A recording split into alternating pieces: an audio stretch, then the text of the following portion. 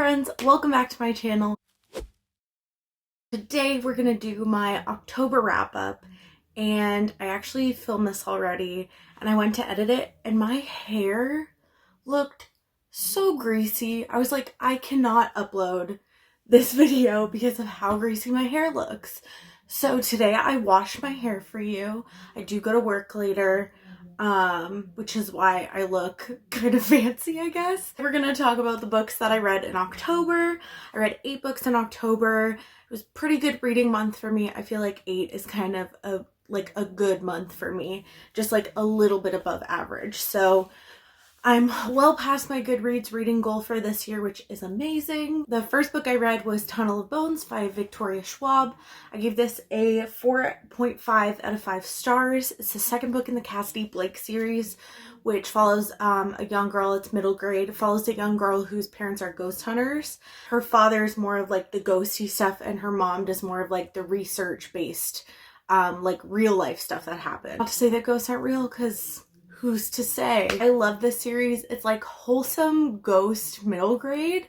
And Tunnel of Bones like actually scared me. Like I was like kind of scared at some parts. This one takes place in Paris, and a lot of the scenes are by the catacombs there, so it was kind of spooky and I had a good time with it. I was glad that it was the first book that I read in October for spooky season.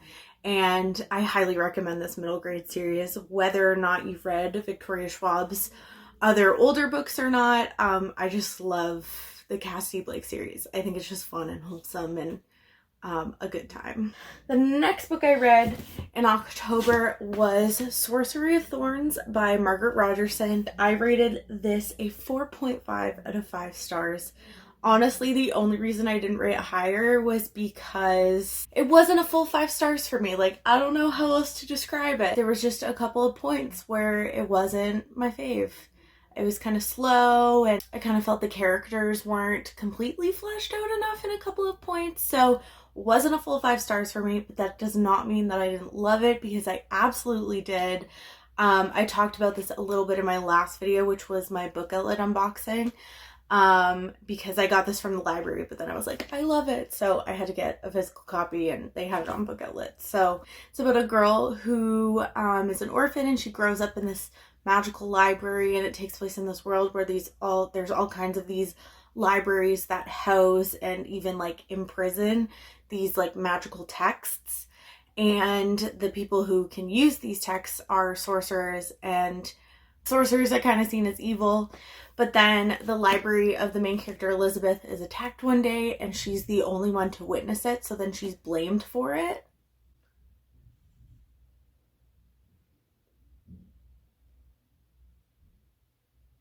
And so then she's shipped off to like the capital kind of this magical world to be held for trial for kind of instigating this attack. So it's about that. And she comes into contact with this one sorcerer, and there's like a little bit of romance that happens there. And I really liked this, and I highly recommend it if you like YA romance fantasy type of stories. I highly recommend it. So then the next book I read in October was one that I've had on my TBR for quite some time. This is 13 Ways of Looking at a Fat Girl by Mona Awad. And this is like literary, kind of like short story collections, but it all follows the same character. So it's more like vignettes of the main character kind of throughout her life. And it's definitely adult. There's definitely trigger warnings for like eating disorders and like body shame and stuff like that for this book. But that's also kind of the point of this book. But I would just tread carefully if that would harm you to read in some way. I rated this a 3 out of 5 stars. I liked it. I like what it had to say about like women's bodies and the kind of pressure that women feel to look a certain way. I found it like very visceral and relatable, the way that the main character talks about her own body and like kind of the violence that she feels towards it, that hit home a little bit. I also just like, it wasn't all there for me. A lot of the reviews for this book say like, oh, the main character is so like so unlikable and stuff like that, but that's also kind of the point, and that's not what bothered me. What bothered me more was that throughout all these vignettes, throughout this novel, if you want to call it a novel, she doesn't like learn anything from it.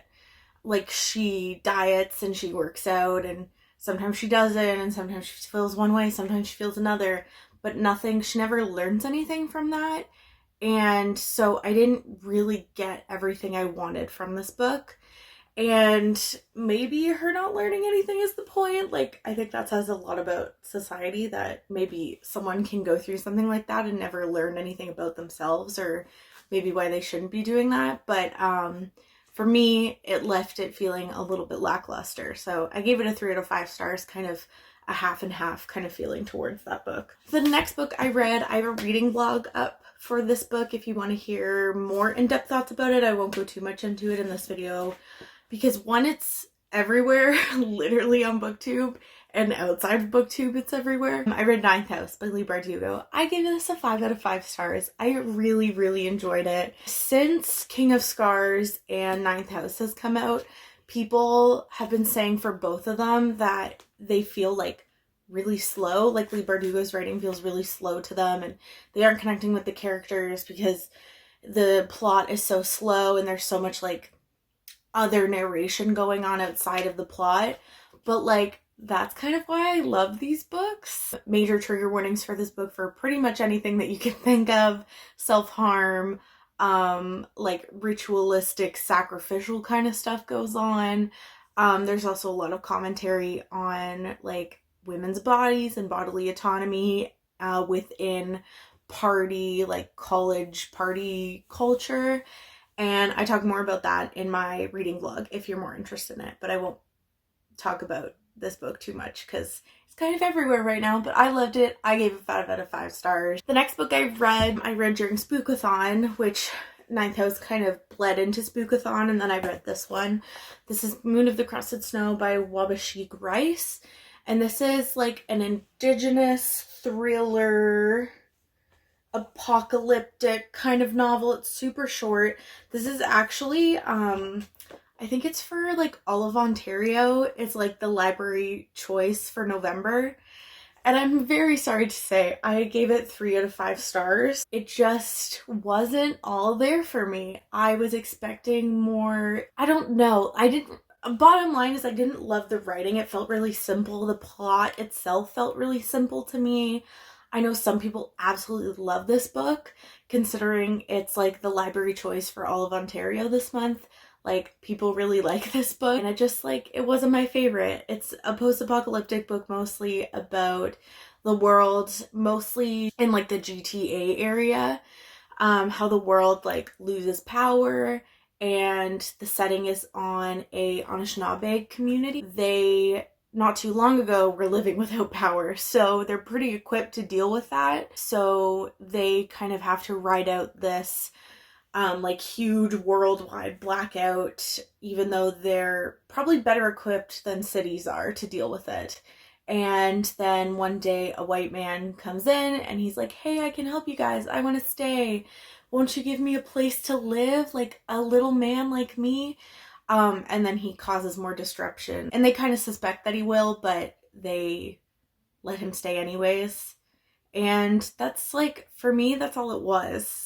There wasn't really anything else to glean from it. Because I think at the end of the day, the writing was just okay. So that's how I feel about that. I'm kind of disappointed about it. I was really hoping to love it, and I just gave it a 3 out of 5 stars. The next book that I started was The 10th Girl by Sarah Faring. I am still currently about 50 pages, 60 pages into this, and I think I'm gonna DNF it. I just don't love it. I wanted to really love it. It's about like Argentina culture and the indigenous people that live in like the northern South America in Argentina. But it's also like a horror spooky novel about this house that sits on indigenous land and how it's haunted. So it kind of flips the narrative of like indigenous burial grounds being haunted kind of on its head. And so I was really looking forward to reading that, especially in a teen YA horror novel. And I was just so bored. I was so bored. And I think I'm going to DNF this. I think I might keep it around to see if maybe I want to pick it back up at some point, but usually when I DNF something, it's DNF'd for quite some time. So I don't know. We'll see about getting back to that. And then the next book I read and I finished was Red River Girl, The Life and Death of Tina Fontaine by Joanna Jolly. And this is a true crime novel following the life and death of Tina Fontaine, who was a 15-year-old Indigenous girl whose body was found in the Red River in northern Winnipeg. And so it's about missing and murdered Indigenous women and the government and law enforcement and what they're doing and what they're not doing to help missing and murdered Indigenous women. And this specifically focuses obviously on Tina Fontaine. I gave this a 3 out of 5 stars. I liked what it had to say about missing and murdered Indigenous women. I think on that hand, it's an important book for Canadians to read, to kind of learn about what's going on with missing and murdered Indigenous women and what's not being done in most cases to help them. In Tina Fontaine's case, the detective, he becomes very passionate about her case and he really speaks out for her case and he really does his best to try to solve her case. And I liked it, but I think it focused too much on this white detective and how he thinks he's doing so much and he doesn't understand why people are like pressuring him to find Tina's killer faster and stuff like that. And that part really bothered me because that's not what this should be about, in my opinion. Well, I think it's an important book to sit in a true crime section in a bookstore, which is like very like male dominated genre. I was really disappointed to see that that was the kind of narration that this book took.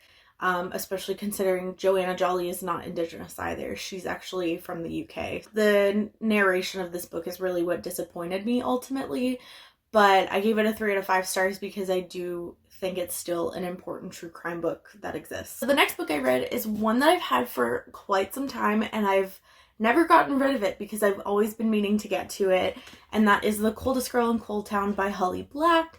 I absolutely loved this. I gave it a 4 out of 5 stars. I don't know why I didn't give it a 5 out of 5 stars. You know, like sometimes you just don't feel like it's a 5 out of 5 stars. But I loved this. It's about this world where everyone knows that vampires exist. They're like quarantined in these places called cold towns. And the closest cold town that the main character of this lives close to is like the most famous cold town. Like there's like video streams that come from there and there's this eternal ball. It's like a never-ending party that everyone knows about, and cold towns attract a lot of teenagers that are looking to live a different life.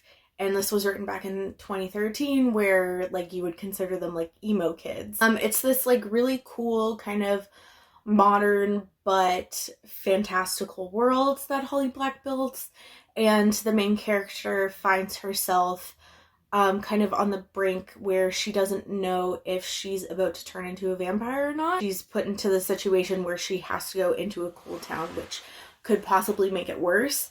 And I thought this was so interesting. This one is a lot about like excess and like how much excess one person can have in the world and what that can do to people. And then the main character is faced with the situation where she can live in this world of excess and have everything, but like at what cost? And she has to make that kind of decision. And I think that's so interesting. I think we can talk a lot, especially in a current political climate that we live in North America, what excess means and who has access and who doesn't. So yeah, I thought this was really interesting. It's a vampire book. I feel like vampires are coming back. Like Renee Ahdieh wrote a vampire book. There's an anthology coming out that Victoria Schwab is writing a short story for. I'm excited for vampires to make a comeback. So I gave this a 4 out of 5 stars. And I love Holly Black. Honestly, like everything I've read by Holly Black, I love. And the last book I read in October was The Luminous Dead by Caitlin Starling. And I gave this one a 4.5 out of 5 stars. It was very nice to end the month off on a high note. This I saw Riley talk about. I can't remember what her channel is, if it's just her name or not. But she read this during Spookathon. And I literally went to the bookstore, bought it, and read it that same day. And this is like a horror science fiction queer novel. It takes place on this planet where there's like everyone's living on different planets. That's kind of like the sci-fi aspect of it. And this planet is known for nothing except like its mines and its precious resources. So there's these huge companies that pay cavers like tons and tons of money, because caving is really dangerous, to go into mines or go into caves and find out if it can be mined or not. The reason that caving is so dangerous is because there's these creatures that live inside the earth called tunnelers, and they like tunnel through the sediment of the earth and like completely displace it.